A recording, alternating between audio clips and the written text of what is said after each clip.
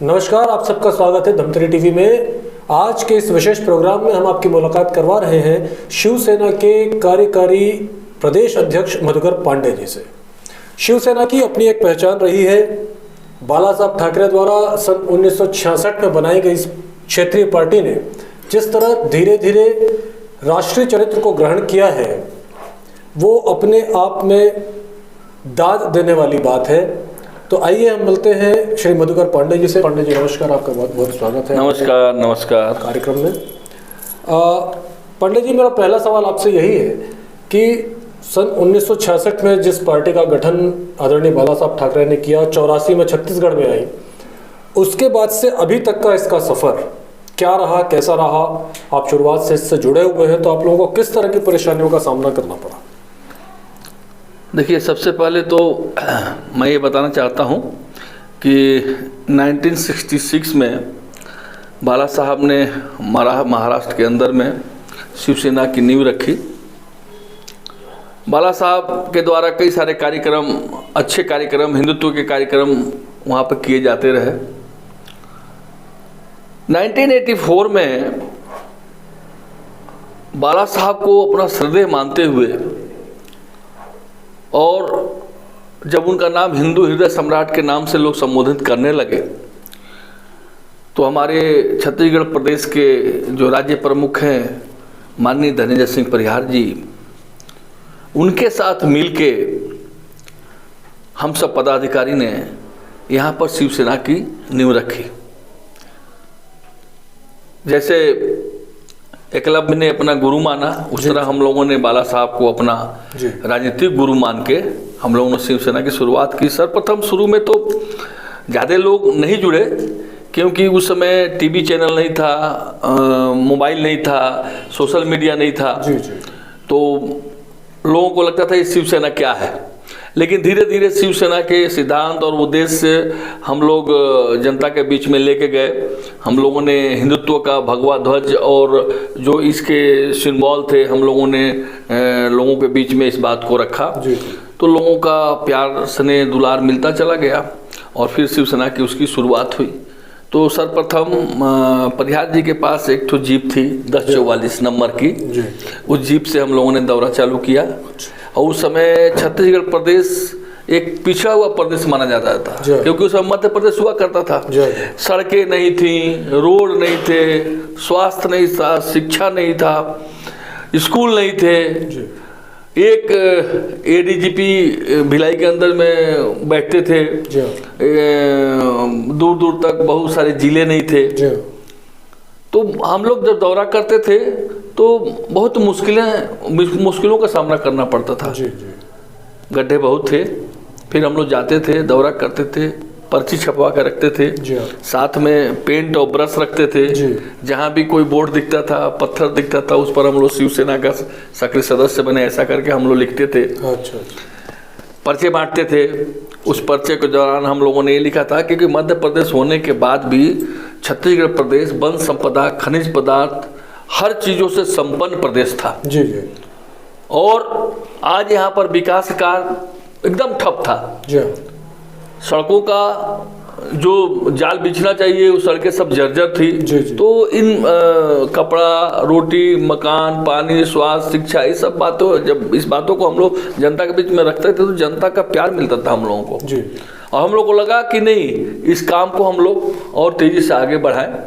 तो हम लोगों ने सदस्यता बुक चालू किया और पदाधिकारी बनाना चालू किए और सब पदाधिकारी बनते चले गए। फिर हम लोगों ने प्रदेश स्तर पर पदाधिकारी बनाए, जिला स्तर पर पदाधिकारी बनाए, ब्लॉक स्तर पर पदाधिकारी बनाए, विधानसभा स्तर पर पदाधिकारी बनाए, ग्राम स्तर पर पदाधिकारी बनाए। फिर सदस्यता अभियान हम लोगों ने चलाया और धीरे धीरे धीरे धीरे हम लोग मेहनत करते चले गए, दौरा करते चले गए और लोगों का प्यार मिलता चला गया।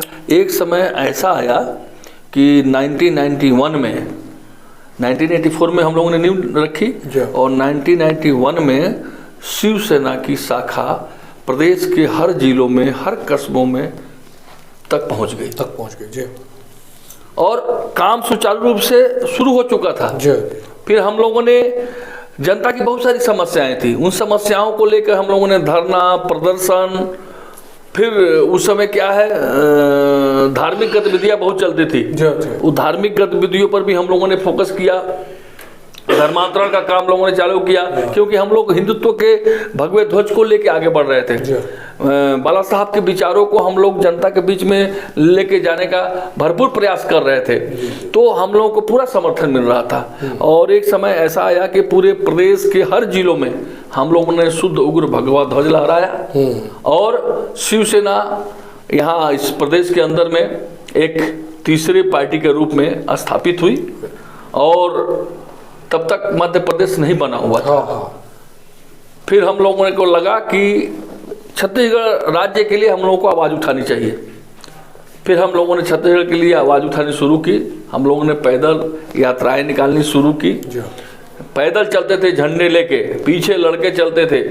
हमारे साथ में धनंजय सिंह परिहार जी, साथ में प्रदेश के मुखिया रहते थे, मैं रहता था, रेशमलाल जांगड़े जी रहते थे, बहुत सारे और पदाधिकारी हमारे साथ में रहते थे।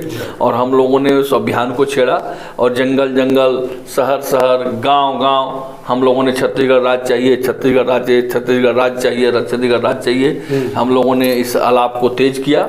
और एक समय ऐसा आया कि उसको लेके हम लोगों ने भोपाल में धरने प्रदर्शन किए, दिल्ली जंतर मंतर पर 2-3 बार हम लोगों ने धरना प्रदर्शन किया। रायपुर में आए दिन नगर घड़ी चौक से लेके हर जगह धरने प्रदर्शन हमारे शुरू हो चुके थे। गांव गांव में अलख जगनी शुरू हो गई थी। और आने वाले समय में छत्तीसगढ़ शिवसेना के प्रयास से, धनंजय सिंह परिहार के नेतृत्व में शिवसेना ने छत्तीसगढ़ राज्य इस प्रदेश के लोगों को दिलवाया। छत्तीसगढ़ राज्य तो बन गया, जो हम लोगों ने कल्पना किया था, जो हम लोगों ने सपना देखा था कि जब छत्तीसगढ़ राज्य बनेगा तो हमारा यहाँ का सीएम होगा, हमारा यहाँ का मुख्यमंत्री होगा, यहाँ पर डीजीपी बैठेंगे, यहाँ पर एसपी बैठेंगे, यहाँ पर कलेक्टर बैठेंगे, यहाँ हमारे सब मंत्री लोग रहेंगे और हमारे छत्तीसगढ़ का विकास होगा। रोडें चिकनी होंगी, पानी मिलेगा, सबको पीने के लिए पानी मिलेगा, गर्मी में जो पानी की किल्लत आती है वो समस्याएं दूर हो जाएंगी, अच्छे स्वास्थ्य शिक्षा का प्रबंध होगा, बड़े बड़े हॉस्पिटल्स बनेंगे, बड़े बड़े यहाँ पर योजनाएं आएंगी, अस्पताल बनेंगे। ये सब चीज़ों की जो हम लोगों ने कल्पना की थी वो कुछ हद तक पूरे हुए। लेकिन आज भी बहुत सारी ऐसी समस्याएं एक विकराल रूप पकड़ी हुई हैं और अपने चपेट में लेकर रखी हुई हैं। और जो सरकार में 3 साल पहली बार जब माननीय जोगी जी बैठे तो उनको इतना अहम और घमंड आ गया कि उन्होंने उनकी सरकार के लोगों के अधिकारियों ने जनता के और दूसरे अदर्स और पार्टी थे उनके ऊपर कहर बरसाना चालू कर दिया। उसी परिप्रेक्ष्य में हम लोगों को भी झूठे केस में फंसा के हम लोग को 5 साल जेल में उलो रखे। अच्छा। हम लोगों के ऊपर में कई सारे ऐसे केस लगाए कि मतलब कोई सोच भी नहीं सकता। फिर हिम्मत न हारियो बिसारियो न राम को, हम लोगों ने हिम्मत नहीं हारी और लगातार जेल से छूटने के बाद, हम लोग जब जेल में थे तो हमारे पदाधिकारी, हमारे कार्यकर्ता जेल के बाहर भी आंदोलन करते रहे कि गलत तरीके से इन लोगों को फंसाया गया है, हमारे पदाधिकारियों को निशर्त रिहाई किया जाए। लेकिन उस समय के सीएम और उस समय के अधिकारी इस बात को उन लोगों ने ध्यान से, अपने दिमाग से इस बात को उन लोगों ने कभी सोच नहीं रखी। और आने वाले समय में हम लोगों को कोर्ट से छूटना पड़ा, हम लोगों की रिहाई हुई और निकलने के बाद हम लोग फिर शुरुआत किए और आज हम लोग पूरे प्रदेश में अलग जगा रहे हैं और प्रदेश के हर कोने में, प्रदेश के हर जिलों में, प्रदेश के हर विधानसभाओं में, प्रदेश के हर ब्लॉकों में आज शिवसेना काम कर रही है। ऐसा नहीं है, आज प्रदेश के हर कोने में काम शिवसेना का चल रहा है। हमारे सभी जिलों में जिलाध्यक्ष हैं, ब्लॉक अध्यक्ष हैं, विधानसभा अध्यक्ष हैं, हमारी पूरी बॉडी है और हम लोग पूरी तैयारी के साथ में आज काम कर रहे हैं। हम लोग उसके साथ साथ हम लोगों ने चुनाव में भी अपना अच्छा पोजीशन बना कर रखा और हमारे रायपुर में भी पार्षद निकले थे, बिलासपुर में पार्षद निकले थे, बालोद में पार्षद निकले थे, हमारे हर जगह सरपंच निकले, कम से कम 21 से 22 सरपंच निकले, करीब 300 से जनपद उप सरपंच निकले, कई सारे जनपद सदस्य बने।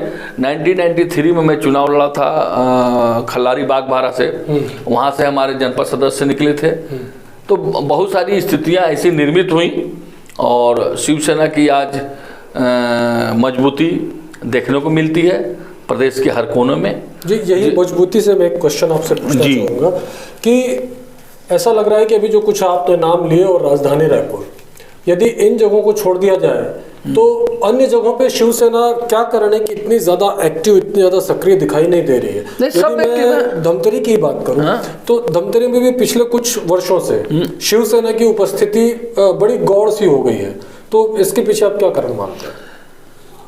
ठीक है, आपका कहना ठीक है, लेकिन ऐसा क्या है, दिखता नहीं है, आपको ऐसा लग रहा है जी। लेकिन प्रदेश के हर जिलों में आप अगर पता लगाइएगा तो सब जगह हमारे शिव सैनिक एक्टिव हैं, सब जगह अच्छे से काम चल रहा है जी। हमारे धमतरी के आप जिले के अंतर्गत आता है आपका नगरी सिहावा, उस क्षेत्र में पूरे कामगार शिवसेना तेजी से आगे काम कर रही है। अच्छा। कुरुद में हमारे विनोद सचदेवा जिलाध्यक्ष हैं। धमतरी के अंदर में भी हमारे उपाध्यक्ष हैं, हमारे बहुत सारे पदाधिकारी काम कर रहे हैं। जी जी।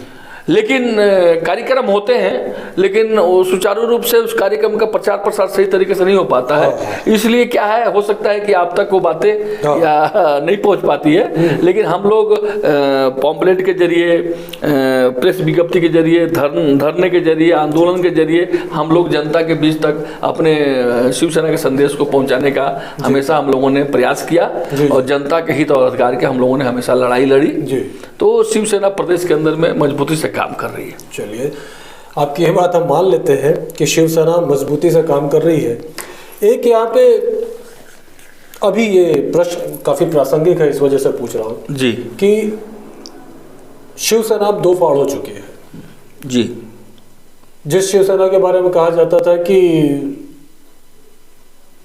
ये शिवसेना मातोश्री से चलती है जी, और ये सच भी था, अगर कहा जाए तो केवल शिवसेना नहीं, सारा महाराष्ट्र मातोश्री से चलता था। अब वो स्थिति नहीं रही, इसके आप क्या कारण मानते हैं? देखिए, शिवसेना पूरे देश के अंदर में, मैं आपको ये बताना चाहता हूँ, जानकारी देना चाह रहा हूँ जी कि शिवसेना तमिलनाडु में भी है, आसाम में भी है, मणिपुर में भी है, छत्तीसगढ़ में भी है, उत्तर प्रदेश में भी है, हरियाणा में भी है, पंजाब में भी है। प्रदेश के हर स्टेट में शिवसेना है।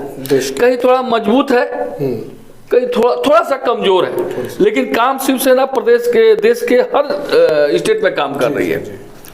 और बाला साहब जी के विचारों को, जो हमारे जो शिव सैनिक बन जाता है, वो बाला साहब के विचारों को पूरे अपने प्रदेश में फैलाने का काम करता है। जी। शिवसेना मजबूती के साथ पूरे देश के अंदर में काम कर रही है, ऐसा नहीं है, लेकिन कांग्रेस और बीजेपी नेशनल पार्टियां हैं और उनके पास संसाधन ज़्यादा मात्रा में है, तो लोग अपना प्रचार प्रसार कर लेते हैं। बाला साहब ठाकरे ने ये बोला था कि एक शिवसेना ही ऐसी पार्टी है जो गरीबों की आवाज़ है, जनता की आवाज़ है और देश की आवाज़ है। हिंदुत्व और राष्ट्रीयता, ये हम लोग इसको सर्वोपरि मान के चलते हैं। पहले हमारे लिए राष्ट्रीय सर्वोपरि है, बाद में धर्म आता है, धर्म के साथ हिंदुत्व के लिए हम लोग लड़ाई लड़ते हैं और आज ये लड़ाई निरंतर लगातार जारी है। जी।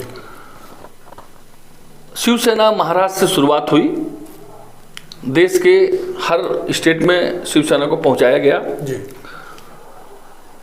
2004 में विदेश से पढ़ के उद्धव ठाकरे जी इंडिया पहुंचे। उस समय बाला साहब ठाकरे के साथ में उनके भतीजे राज साहब ठाकरे काम कर रहे थे। जी। हम लोग तब से जुड़े हुए हैं, 40 साल से जुड़े हुए हैं, जब मूछादाढ़ी नहीं आया हुआ था। हम लोग बाला साहब से मेरी 2 बार मुलाकात हो चुकी है। हम लोग जाते थे, मुलाकात होती, हम लोग सेना भवन में मीटिंग में बैठे हैं। 2004 के बाद में जो बाला साहब के विचार थे, अब बाला साहब जिस हिंदुत्व को लेके चलते थे, बाला साहब ने कहा था कि अगर कांग्रेस से हमको संबंध बनाना पड़े, अगर कांग्रेस से हमको अलायंस करना पड़े, तो हम अपनी दुकानदारी यानी शिवसेना पार्टी हम बंद कर देंगे। हम अपने बल पे जो हिंदुत्व के साथ काम करते हैं, बीजेपी के साथ उन्होंने अलायंस किया और बीजेपी के साथ कई बार महाराष्ट्र में गवर्नमेंट भी बनी। हाँ, तो बीजेपी के साथ अलायंस भी उनका, जो मेरा ख्याल है कि जो उसकी मेन पृष्ठभूमि थी वो हिंदुत्व ही था, हिंदुत्व की थी। ठीक है, अभी जब उद्धव ठाकरे जी जब शिवसेना के प्रेसिडेंट बने, बाला साहब जी हमारे स्वर्गीय हो गए, नहीं रहे, तो जब उद्धव ठाकरे जी प्रेसिडेंट बने तो उनकी जो सोच होनी चाहिए थी वो बाला साहब के विचारों के अनुसार होनी चाहिए थी। देखिए क्या है, हम लोग भी अपने राष्ट्रीय अध्यक्ष के पास जाना चाहते हैं और जो चाहते हैं कि हर पदाधिकारी चाहता है कि राष्ट्रीय अध्यक्ष के पास जाएं तो उनसे मुलाकात हो, हम अपने प्रदेश की हर समस्याओं से उनको अवगत कराएं, अपने पार्टी के गतिविधियों के बारे में अवगत कराएं। लेकिन इतने साल बाद भी अगर मुंबई में जाके हमको होटल में रहना पड़े, हाँ, और प्रदेश के देश के मुखिया जो राष्ट्रीय प्रमुख हैं हमारे उद्धव जी थे, वो अगर मुलाकात ना करें तो हम लोगों को बहुत शर्म आती थी और हम लोग मतलब छोटे मन से हम लोग को वापस आना पड़ता था। हम लोग यहाँ के पदाधिकारियों को आके क्या जवाब देंगे कि हम वहाँ 3 दिन रहे और राष्ट्रीय प्रमुख से मुलाकात नहीं हुई। फिर भी देखिए वहाँ से कोई नेता नहीं आता था, न वहाँ से कोई पैसा आता था, न बैनर आते थे, न पोस्टर आते थे। जो भी हम लोग अपने प्रदेश में चलाते थे, यहाँ के प्रदेश के मुखिया धनेन्द्र सिंह परिहार जी, स्वयं मैं, रेशम जांगड़े जी, हमारे यहाँ का और भी आदर्श पदाधिकारी जो हैं बिलासपुर के, कोरबा के, अंबिकापुर के, दुर्ग के, ये सब लोग मिल के हम लोग अपने जेब में भी हाथ डालते थे और हम लोगों का जो फंडिंग होता था, सहयोग होता था, उससे हम लोग पार्टी चलाते थे। हम लोग अपने बलबूते पे हम लोगों ने प्रदेश के अंदर में पार्टी चलाया, कभी वहां से कोई सहयोग नहीं हुआ। जब इन लोगों में दो फाड़ हुई तो हम लोग मिलने के लिए गए थे उद्धव जी से, कि उद्धव जी से मिल के हम लोग यहाँ एफिडेविट बनवाए थे, कम से कम नहीं तो 2000 एफिडेविट हम लोगों ने सब पदाधिकारियों में बना के दिया था। जब हम उनसे मिलने के लिए गए, एफिडेविट लेके गए, तो उन्होंने हमको समय तक नहीं दिया। अच्छा। जब समय नहीं दिए तो वहां पर सभी राज्य के राज्य प्रमुख आए हुए थे, तो परिहार जी से हम लोग की चर्चा हुई, साथ में ही थे, तो सभी पदाधिकारियों ने बोला कि एक बार भाई, जब एकनाथ शिंदे जी भी तो इन्हीं के साथ काम कर रहे थे, तो जब वो अलग हटे तो बोले कि एक बार मिल के आप लोग भी देखिए क्यों क्या बोलते हैं। जब हम लोग एकनाथ शिंदे जी से जब हम लोगों ने मुलाकात किया तो 5 मिनट नहीं लगा, वो अपने सीएम हाउस में बुलाए, बैठ के उन्होंने हम लोगों से बात की। हम लोगों ने सबसे पहले जो हमारे प्रदेश के मुखिया हैं उन्होंने एक क्वेश्चन किया कि आप देश की राजनीति करोगे कि नहीं करोगे, तो उनका एक ही जवाब था कि हम देश की राजनीति करेंगे। फिर आप देश के जितने स्टेट हैं उन स्टेट के में से आप पदाधिकारी बनाओगे कि नहीं, क्योंकि महाराष्ट्र से पदाधिकारी बनाओगे, तो उन्होंने एक ही जवाब दिया कि हम देश से सबको पदाधिकारी बनाएंगे जो उस लायक है। फिर उन्होंने बोला कि हम हर राज्य को एक सेना भवन देंगे, हर राज्य को हम सेना भवन देंगे, हर राज्य को हम एम्बुलेंस देंगे, हर राज्य में हमारे नेता जाएंगे। बोले हमारी समिति है, उनके जो लड़के हैं सिन्हा शिंदे जी, वो सांसद हैं, उनके यहाँ एक कमेटी काम करती है जो हर स्टेट में जाती है और जाके वहाँ सब चीज़ मैनेज करती है। अच्छा। तो हम लोगों को लगा कि आज तक उद्धव जी ने कभी ऐसा नहीं बोला। हाँ, इस तरह से रिस्पॉन्स। और हम लोगों ने अपनी पूरी बात बताई कि हम लोग के साथ में क्या क्या परेशानियां हुई। हम लोग जाते हैं बैनर पोस्टर के लिए, एबी फार्म के लिए, तो हम लोगों के साथ में इस टाइप की बातें होती हैं। हम लोगों को वहाँ पर उनकी सरकार रहते हुए भी हम लोग को होटल में रुकना पड़ता है, तो हम लोग को बहुत शर्म आती है। तो बोले जो आप लोग के साथ जो इतने साल में जो घटना घटी, वही घटना हम सब विधायकों के साथ घटी है। हम लोग विधायक मंत्री रहते हुए भी 3-3 महीना हम लोग बैठे रहते हैं मुख्यमंत्री आवास में जाके, वो मुलाकात तक नहीं करते राष्ट्रीय अध्यक्ष महोदय जी। और वही कांग्रेस के एनसीपी के लोग आते हैं तो वो 2 मिनट के अंदर में उनको समय दे देते हैं। और बाला साहब ने बोला था कि कांग्रेस से अलायंस करना, हम अपनी दुकानदारी बंद कर देंगे, कि हमारे विचार नहीं मिलते। तो बोले हम बीजेपी के साथ हमारा अलायंस था, और ये था कि बीजेपी के साथ अलायंस के बाद उनके साथ सरकार बनेगी। हम कांग्रेस की आलोचना करके, काले के ऊपर टिप्पणी करके, एनसी के ऊपर आलोचना करके हम लोग चुनाव जीते हैं। हम किस बात को लेके अपने विधानसभा क्षेत्र में जाएंगे, क्या बोल के हम लोग चुनाव लड़ेंगे कि हमने कांग्रेस के साथ अलायंस कर लिया, जिसको बाला साहब कभी जिंदगी में नहीं चाहे। उस स्थिति को सुनने के बाद, इन सब बातों को सुनने के बाद प्रदेश के मुखिया और सभी हमारे 2 महासचिव गए थे, मैं खुद गया था। हम लोगों ने निर्णय लिया कि एक ऐसे व्यक्तित्व के साथ रहा जाए जो हिंदुत्व को लेके चले, जो शिव सैनिकों को बातों को सुने, जो हर स्टेट के बारे में सोचे और अपना नेता वहां पर भेजे। तब हम लोग, क्योंकि उसके पहले कार्यकारिणी की हमारे रायपुर में एक बैठक हुई थी, उस समय इस बात को रखा गया था। तो हमको जहां तीर कमान और सिंबाल आएगा भैया, हम उसी के साथ काम करेंगे, क्योंकि हम इतने सालों से काम कर रहे थे। आज माननीय शिंदे साहब राष्ट्रीय प्रमुख हैं और उनके पास चुनाव आयोग ने तीर कमान भी दिया है, सिंबल भी दिया और उनको शिवसेना भी दिया। आज हम उनके साथ काम कर रहे हैं। अभी कुछ 1 महीना पहले उन्होंने कैप्टन अभिजीत अड़सुल जी, जो हमारे राष्ट्रीय सचिव हैं, उनको उन्होंने छत्तीसगढ़ प्रवास पर भेजा था। अभी हम लोग 300 गाड़ियों के काफिले के साथ उनको एयरपोर्ट से लाए। ऑडिटोरियम में हम लोगों ने साइंस कॉलेज के वहाँ पर हम लोगों ने सम्मेलन कराया। वो बहुत यहाँ से खुश होकर गए और उन्होंने यहाँ का जो भी फीडबैक दिया हो, अच्छा फीडबैक दिया। वहाँ उन्होंने बताया कि भारी तादाद में शिव सैनिक आए थे और ऐसी बातें हुई, चुनाव पर बातें हुई, संगठन पर बात। जो भी आपने बात कही कि वे आए हुए थे और उनका काफ़ी भव्य स्वागत हुआ और अच्छी उनका प्रोग्राम अच्छा हुआ, उनका कार्यक्रम अच्छा हुआ, तो इसी तारतम्य में एक मेरा प्रश्न है कि अभी नवंबर में विधानसभा चुनाव होने वाला है, तो इस संबंध में शिवसेना अपना किस तरह का रिप्रेजेंटेशन इन चुनावों में रखेगी, किस तरह का दखल इन चुनावों में रखेगी, इस बारे में देखिए क्या है। महाराष्ट्र में अलायंस है, हाँ, शिवसेना के साथ, बीजेपी के साथ। जी हाँ, ठीक है, महाराष्ट्र में अलायंस है, लेकिन हम लोग अपनी तैयारी यहाँ पर कर रहे हैं। जी, प्रदेश के 90 विधानसभा जगहों से, सीटों से हम लोगों ने उस जिले के जिलाध्यक्षों को निर्देशित किया है कि आप वहाँ पर कैंडिडेट का चुनाव करें और उनका बायोडाटा प्रधान कार्यालय में भेजें, ताकि जब कार्यकारिणी की बैठक हो तो उसमें चयन किया जा सके।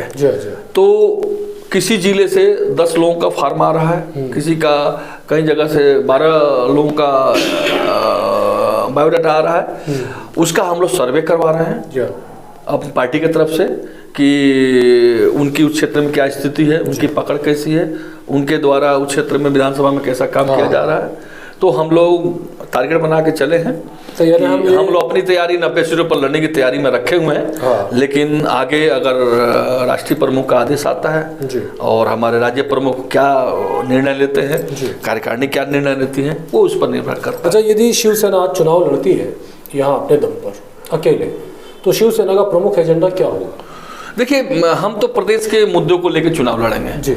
सबसे पहले छत्तीसगढ़िया बात जी, छत्तीसगढ़ के लोगों को छत्तीसगढ़ की राजधानी तो शिवसेना ने दिलवाया, लेकिन मैं आपको एक बात बताना चाहता हूं, इसमें सबसे ज्यादा राज्य बनाने में शिवसेना का योगदान रहा, इसमें कांग्रेस बीजेपी का कोई योगदान नहीं रहा। लेकिन 3 साल जोगी जी बैठे, उसके बाद 15 साल बीजेपी बैठी सरकार में, आज फिर कांग्रेस बैठी हुई है। लेकिन 1 नवंबर को यहां पर राज्य मिलने का राज्योत्सव मनाया जाता है। उन लोगों को सबको मालूम है, कांग्रेस बीजेपी वालों को मालूम है, लेकिन एक मतलब निमंत्रण कार्ड भी शिवसेना कार्यालय में नहीं भिजवाया जाता। इनको मालूम है, इन लोगों ने छत्तीसगढ़ राज्य बनाने में कोई योगदान नहीं दिया है, ना बीजेपी ने दिया है, ना कांग्रेस ने दिया है। विद्या भैया 1500 लोगों को लेके एक बार गए थे, लेकिन शिवसेना हमेशा भोपाल में लड़ी। राजधानी में आप विश्वास नहीं करेंगे, देश की राजधानी है दिल्ली, शिवसेना 50,000 लोगों को लेके पहुंची थी हर ट्रेनों से, प्रदेश के लोगों को लेके, प्रदेश के शिव सैनिकों को लेके। और दिल्ली, देश की राजधानी दिल्ली के 4 घंटे तक हम लोगों ने सांसें रोक दी थी और हम लोगों ने वहां पर एक विशाल प्रदर्शन किया था। और अटल बिहारी वाजपेयी जी, माननीय अटल बिहारी वाजपेयी स्वर्गीय हो गए हैं, वहां के प्रधानमंत्री थे उस समय, हम लोगों ने उनको ज्ञापन दिया था और ज्ञापन के माध्यम से अटल बिहारी वाजपेयी जी ने ये बोला था कि मैं आगे बढ़ा रहा हूं और आप लोगों का प्रदर्शन बहुत अच्छा रहा और आप लोग शांति व्यवस्था के साथ आप लोगों ने प्रदर्शन किया। उस समय हम लोगों के ऊपर में वहाँ कुछ देर के लिए जेल में भी डाल के रखे थे, फिर बाद में उन लोगों ने छोड़ दिया और बोले मैं इस पर विचार करूंगा। और उसके कुछ ही दिन बाद माननीय अटल बिहारी वाजपेयी जी ने इसकी घोषणा की। तो बहुत दुख होता है भाई साहब, बहुत दुख होता है कि आज कांग्रेस बीजेपी की 15 साल सरकार रही और कांग्रेस सरकार रही जिसमें शिवसेना का सबसे ज्यादा योगदान रहा। कभी प्रदेश के मुखिया को एक लेटर तक नहीं आया धन्यवाद का, जिसमें आज ये लोग राज कर रहे हैं। यानी ये टीस आप इन चुनावों में लेकर मतदाताओं के सामने जाएंगे और छत्तीसगढ़ की मूलभूत समस्याओं को लेकर आप चुनाव का ये दंगल लड़ेंगे। इसी संदर्भ में एक प्रश्न और मेरे दिमाग में आ रहा है कि अभी की जो वर्तमान सरकार है, भूपेश सरकार, इसके कामकाज को आप 1 से 10 के मीटर पे कितना नंबर देंगे? हम इसको 2 नंबर देंगे, उससे ज्यादा दे ही नहीं सकते जी। देखिए बीजेपी के 15 साल में भयानक भ्रष्टाचार रहा जी, इनके कार्यकाल में भयानक भ्रष्टाचार है जी।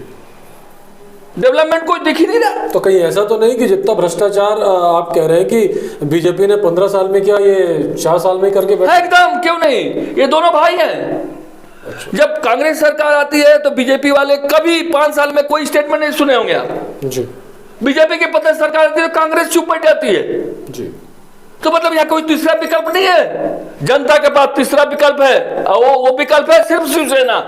शिवसेना है, जब अगर छत्तीसगढ़ राज्य बना सकती है तो इस प्रदेश के अंदर में छत्तीसगढ़ियों का दोबारा राज ला सकती है और छत्तीसगढ़ की जनता के लिए, बेरोजगारों के लिए, मजदूरों के लिए, किसानों के लिए, माताओं के लिए, बहनों के लिए, सभी रिक्शा वाले के लिए, ठेला वाले के लिए, इस प्रदेश में रहने वाले सभी छत्तीसगढ़ी भाइयों की लड़ाई लड़ सकती है और लड़ाई लड़ती चली आ रही है, आगे भी ये निरंतर जारी रहेगा। तो प्यारे दर्शकों, ये आपने देखा कि छत्तीसगढ़ में तीसरा विकल्प शिवसेना है, ये कहना है हमारे पांडे जी का।